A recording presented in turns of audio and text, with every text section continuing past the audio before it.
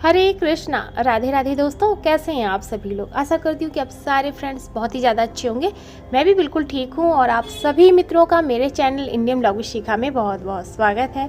So friends, सबसे पहले आप सभी मित्रों को वरुथनी एकादशी की हार्दिक शुभकामनाएं। और आज मैं आप सभी के साथ शेयर करने जा रही हूँ कि एकादशी पर मैं किस प्रकार से पूजा अर्चना करती हूँ। जैसे कि मैंने आप लोगों के साथ पहले भी शेयर किया है कि आप किस प्रकार से वरुथनी एकादशी पर चौकी लगा के पूजा कर सकते हैं। और आज मैं शेयर कर रही हूँ कि मैं अपने घर के मंदिर में किस प्रकार से पूजा करती हूँ। तो देखिए, आप दोनों ही तरीके से कर सकते हैं। आप विशेष चौकी लगा के भी पूजा अर्चना कर सकते हैं। आप चाहें तो आपने जहाँ अपने घर के मंदिर में ठाकुर जी को विराजमान करके रखा है, वहाँ पर भी आप इस तरह से चौकी लगा के पूजा कर सकते हैं। सो बस मैं इसी तरह से हर एकादशी पे पूजा करती हूँ और आप सभी के साथ शेयर करती हूँ। तो चलिए शुरू करते हैं आज की पूजा। देखते हैं कि मैं किस प्रकार से करती हूँ। और वीडियो पसंद आए तो प्लीज़ वीडियो को लाइक ज़रूर से किया करें। चैनल पे मेरे पहली बार आए तो मेरे चैनल को भी सब्सक्राइब कीजिएगा। तो चलिए शुरू करते हैं आज की पूजा। और इसमें मैं कुछ आप लोगों के सवालों के जवाब भी दूंगी। सो देखिए, सुबह का मेरा जो कार्य होता है, स्नान आदि मैंने कर लिया। भगवान सूर्य नारायण को मैंने जल दे दिया। माता तुलसी जी के पास मैंने जो है इस तरह से पूजा कर ली, जैसा कि मैं आप लोगों के साथ बताती हूँ। यहाँ मंदिर की पूजा मैं आपको दिखा रही हूँ। तो यहाँ देखिए, मैंने मंदिर में भी सबसे पहले पूजा कर ली। देखिए, मंदिर में हम जहाँ अपने सभी देवी देवताओं को विराजमान करके रखते हैं, वहाँ भी अपनी अच्छे से पूजा हमें कर लेनी है। इसके पश्चात तब आपको अपने घर के मंदिर में चौकी लगा के विशेष पूजा करनी चाहिए, जिस दिन आपका व्रत उपवास हो। इस तरह से, जैसे कि आप यहाँ देख सकते हैं, यहाँ हमारे ठाकुर जी विराजमान है। तो मैं ऐसे चौकी नहीं लगाती हूँ। यहीं पर मेरा ये जो बना हुआ है, इसी पर मैं इस तरह से पीले रंग का वस्त्र बिछा देती हूँ। यहाँ पर मैंने श्री विष्णु सहस्त्र नाम की पुस्तक रखी है, एकादशी महात्म्य की पुस्तक रखी है, क्योंकि मुझे अभी कथा भी पढ़नी है और सुननी है। और इस तरह से सर्वप्रथम हम दीपक प्रज्वलित करेंगे। जैसा कि मैं आप लोगों के साथ हमेशा शेयर करती हूँ, जब भी हम पूजा पाठ करते हैं तो सर्वप्रथम हमें जो है दीपक प्रज्वलित करना होता है। मैंने मंदिर में पूजा अर्चना कर ली। इससे पहले मैंने आचमनी कर लिया था। तो इस समय जब मैं पूजा कर रही तो आचमनी मैं नहीं कर रही हूँ, क्योंकि जब मैंने मंदिर में पूजा किया तो आचमनी कर ली, पवित्रीकरण कर लिया, वहाँ पर दीपक प्रज्वलित किया। वहाँ पर मैंने सभी देवी देवताओं को, भगवान सर्वप्रथम जो है गणेश जी की पूजा कर ली। अब यहाँ पर जो है मैं जो है अपने श्री हरि नारायण जी के सामने जो है इस तरह से एक दीपक प्रज्वलित करती हूँ। आप चाहे तो अखंड दीपक भी प्रज्वलित कर सकते हैं। और इस तरह से मैंने यहाँ धूप दीप प्रज्वलित करके धूप दीप की पूजा कर ली। अब हम जो है अपने जो है सबसे पहले हम गणेश जी को स्नान कराएंगे। यहाँ पर मैं थोड़े से जो है अक्षत आप रख सकते हैं। अक्षत में आपको तिल लेना है, सफ़ेद तिल अक्षत के रूप में लेना है, क्योंकि चावल का प्रयोग नहीं होता है। पुष्प आप ले सकते हैं। तो यहाँ पर मैंने जो जहाँ भी जो चीज़ मैंने जो है पूजा की रखी है, सबसे पहले हम जो है पुष्प का आसन देंगे और तब हम वहाँ पर विराजमान करेंगे, जैसा कि आपने देख लिया। सो यहाँ पर मैं कलश की स्थापना करूँगी, इसलिए मैंने थोड़े से पुष्प रख दिए। अब सर्वप्रथम हम गणेश जी की पूजा करेंगे।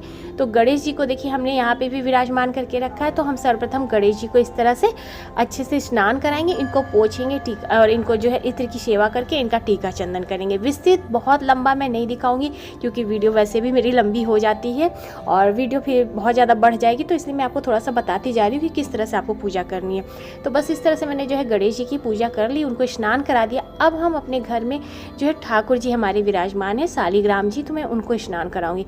आप चाहे यहाँ पे जो है अपने ठाकुर जी, बाल गोपाल, सभी भगवान को एक साथ स्नान करा सकते हैं।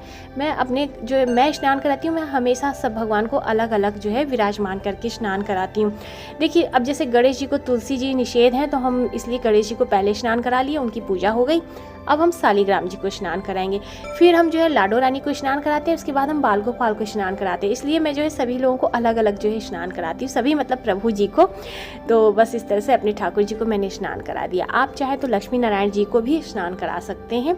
देखिए, इनका विशेष श्रृंगार होता है। तो मैं जो है कभी कभी जो है इनका जब श्रृंगार मुझे बदलना होता है, तब मैं इनको अच्छे से स्नान पंचामृत से कराती हूँ। तो बस इस तरह से एकादशी पे देखिए हमें अपने ठाकुर जी को स्नान करा दिया। विशेष आज के दिन जो है आप कोशिश करें, अगर प्रतिदिन आप केवल जल से स्नान करा देते तो बहुत अच्छा है। आप जो है विशेष एकादशी के दिन या बृहस्पतिवार के दिन जो है आप शंख से जरूर प्रभु को स्नान कराएं।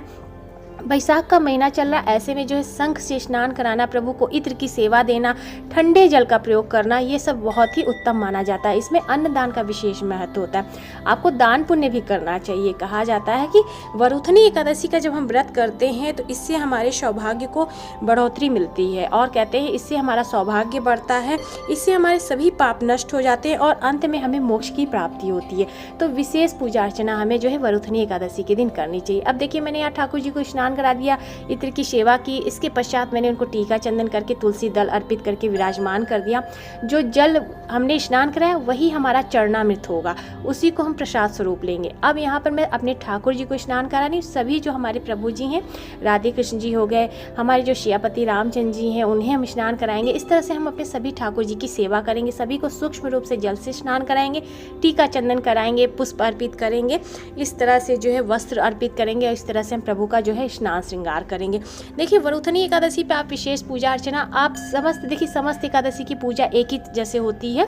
बस विशेष इसमें ध्यान देना होता है कि जैसे कि जो एकादशी होती है उसमें विशेष क्या फल चढ़ाए जाते हैं, किस प्रकार से पूजा की जाती है, उसे हमें ध्यान में रखना होता है। तो वरुथनी एकादशी का विशेष महत्व होता है, कहा जाता है। देखिए, वैशाख मास की जो ये वरुथनी एकादशी, इसमें दान का विशेष महत्व माना जाता है। कहा जाता है हाथी के दान से घोड़े का दान अति श्रेष्ठ है, और हाथी के दान से भूमि दान को विशेष महत्व दिया गया है। भूमि के दान से तिलों का दान श्रेष्ठ माना जाता है, और तिलों के दान से जो है स्वर्ण का दान विशेष माना जाता है। और सबसे उत्तम दान जो है, स्वर्ण से भी अधिक दान जो है महत्व रखता है अन्न का दान, क्योंकि अन्न के दान से जो है पितृ और मनुष्य सभी तृप्त होते हैं, देवता तृप्त हो जाते हैं। इसलिए अन्न का दान विशेष महत्व रखता है। शास्त्रों में कन्या दान का विशेष महत्व माना जाता है।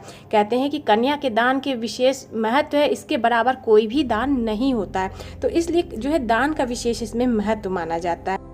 और इस तरह से जो है मैं बहुत ही सरल तरीके से अपने घर के मंदिर में पूजा अर्चना करती हूँ, जो कि मैं आप लोग के साथ शेयर करी। सो बस इस तरह से देखिए, हमने यहाँ पे जो है अपने ठाकुर जी को स्नान करा दिया, और यहाँ पर हमने जो है विष्णु भगवान जी को भी स्नान करा दिया है, अपने लक्ष्मी नारायण जी को, और हमारे ठाकुर जी, बड़े ठाकुर जी विराजमान हैं, उनको भी मैंने स्नान करा दिया।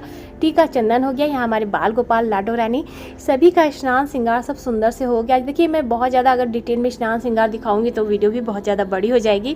सो इस तरह से मैं देखिए सभी लोग प्रभु का अपना स्नान करा लेती हूँ।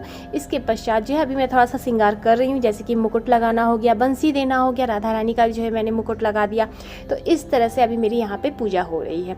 इस दिन आप जो है ओम नमो भगवते वासुदेवाय मंत्र का जाप करते हुए अपनी पूजा अर्चना कर सकते हैं। और इस तरह से आप देखिए, यहाँ पर हमने पुष्प अर्पित कर दिया। आज जो है माला नहीं हो पाया, तो इसलिए मैं प्रभु को माला अर्पित नहीं कर रही हूँ, केवल हम जो है पुष्प अर्पित करेंगे। तो बस इस तरह से यहाँ पर हमने प्रभु जी के पास पुष्प जो है रख दिए। कहा जाता है कि वैशाख का महीना है, गर्मी शुरू हो जाती है, तो जो भी थोड़े बहुत पुष्प हो तो उनसे आप जो है प्रभु के आसपास रख देंगे, तो इससे सुगंधित वातावरण रहेगा। इत्र की सेवा अवश्य दें। तत्पश्चात जो भी सीजन के फल हो आप उनका भोग लगा सकते हैं। वरुथनी एकादशी पर विशेष खरबूजे का भोग का विशेष महत्व माना जाता है, आप खरबूजे का भोग भी लगा सकते हैं। तो अभी जो है मुझे केवल आम और केले और दूध का मैंने भोग लगाया। दोपहर में मैं जो है प्रभु को भोग लगाऊंगी। और हाँ, एकादशी के दिन जो है प्रभु को भी आप इस तरह से फलाहार का भोग लगा सकते हैं। जैसे जैसे आपका टाइम होता है, जब जब आप प्रभु को भोग अर्पित करते हैं, आप दूध का, फल का, मेवे का, इस तरह से या फलाहार बना के प्रभु को भोग अर्पित कर सकते हैं। विशेष फलाहार में बहुत सारी चीज़ें बनती हैं, क्योंकि अन्न का भोग और फल का जो है फलाहार का भोग लेकर बहुत ही ज़्यादा कन्फ्यूज़न रहता है, ये नहीं करना चाहिए, वो नहीं करना चाहिए। आपको केवल फलाहार का भोग लगाना है। इसके पश्चात भोग अर्पित करने के पश्चात आपको एकादशी की कथा पढ़नी है। कथा पढ़ने के पश्चात आप चाहे तो छोटा सा हवन भी कर सकते हैं। मैं केवल कथा पढ़ रही हूँ। कथा पढ़ने के पश्चात यहाँ पर आप देख सकते हैं मैंने थोड़ा सा प्रभु को सेवा दी। मोर पंखी से आप प्रभु को इस तरह से मोर पंख से हवा दे सकते हैं। इसके पश्चात आप आरती करें। तो यहाँ पर मेरी आरती भी हो चुकी है, और इस तरह से आरती करने के बाद हम प्रभु को आरती दिखाएंगे, स्वयं भी आरती लेंगे, और इस तरह से आपको जो है अपने घर के मंदिर में पूजा अर्चना करनी। अब देखिए, आप लोगों का सवाल आया था एक कि क्या हम एकादशी का जब व्रत करते हैं उसके अगले दिन जब हमारा व्रत पड़ता है तो हम व्रत कैसे करें, हमारा एकादशी का व्रत कैसे पूर्ण होगा। आपको जो मैंने दिखाया कि जब हमने ठाकुर जी को स्नान कराया, जो जल था वो चरणामृत होता है, आप वह ले लें, तुलसी का पत्र ले लें। अगले दिन द्वादशी के दिन आप जो है विधि विधान के साथ सवेरे की पूजा कर लें।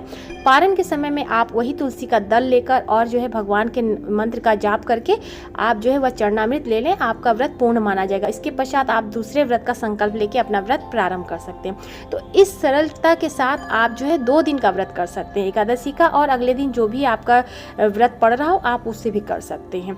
तो आप लोगों का सवाल था तो मैंने आप लोगों को इसमें बता दिया है। सो इस प्रकार से बहुत ही सरलता के साथ आप एकादशी का व्रत उपवास कर सकते हैं। और विशेष जब भी एकादशी का व्रत हो विशेष तुलसी महारानी की पूजा जरूर से करें। तुलसी महारानी में जल हम अर्पित नहीं करेंगे, केवल धूप दीप दिखा के हम सुबह शाम की पूजा करेंगे। तो इस तरह से आपको अपने घर के मंदिर में ठाकुर जी की पूजा अर्चना एकादशी के दिन करनी है। सो मैं किस तरह से करती हूँ वो मैंने आप लोगों को बता दिया है। उम्मीद करती हूँ कि आप सभी लोगों को मेरी आज की वीडियो पसंद आई होगी। तो प्लीज़ वीडियो को लाइक कीजिएगा, ज़्यादा से ज़्यादा शेयर कीजिएगा। आप लोग सोच रहे होंगे कि मैंने आज बाल गोपाल को क्यों इस तरह से ये कलर पहनाया, पीला कलर नहीं पहनाया।